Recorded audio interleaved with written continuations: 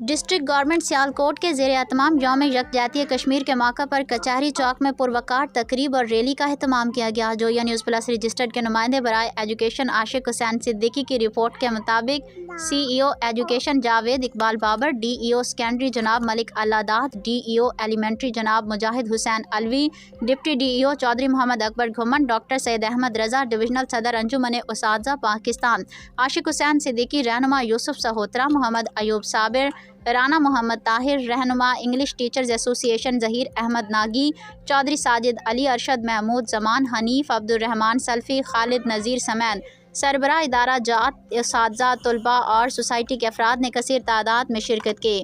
مقررین نے اس موقع پر مقبوضہ کشمیر کے کشمیریوں کے ساتھ اظہار یکجہتی کرتے ہوئے کہا کہ ان کی اخلاقی اور سفارتی حمایت جاری رہے گی۔ انڈیا زیادہ دیر تک کشمیریوں کو غلام بنا کر نہیں رکھ سکتا۔